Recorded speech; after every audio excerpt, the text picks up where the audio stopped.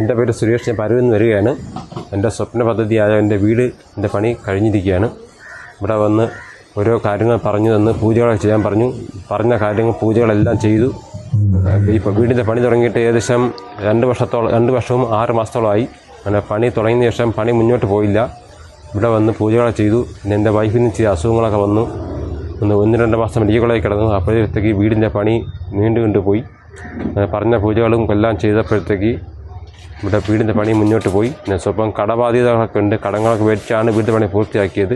അങ്ങനെ എന്തായാലും പണി ഇപ്പോൾ കഴിഞ്ഞു. കാല് കാച്ച് കയറി സന്തോഷമായി. മംഗളമായിരുന്നു എല്ലാം. സന്തോഷകരമായി ഇവിടെ എല്ലാം പ്രാർത്ഥിച്ചു. അങ്ങനെ അവസാന നേർച്ച ഉണ്ടായിരുന്നു പൊങ്കാലയിടാന്ന്. ആ നേർച്ച നടന്നുകൊണ്ടിരിക്കുകയാണ്. വീടിൻ്റെ നല്ല രീതിയിൽ തന്നെ വിചാരിച്ചതൊക്കെ എൻ്റെ വീടിൻ്റെ പാലുകാച്ചെല്ലാം കഴിഞ്ഞു.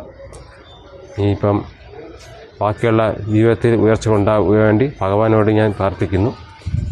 കുടുംബത്തിനും എല്ലാത്തിനും ഐശ്വര്യം ഉണ്ടാവട്ടെ. മക്കൾക്കും ഭാര്യയ്ക്കും എല്ലാ ഐശ്വര്യം ഉണ്ടാവട്ടെ. അസുഖങ്ങളൊന്നും വരാതിരിക്കട്ടെ. അതിനു വേണ്ടിയിട്ട് ഞാൻ ഭഗവാനോട് പ്രാർത്ഥിച്ച് പൊങ്കാലയിടുന്നു. അതാണ്.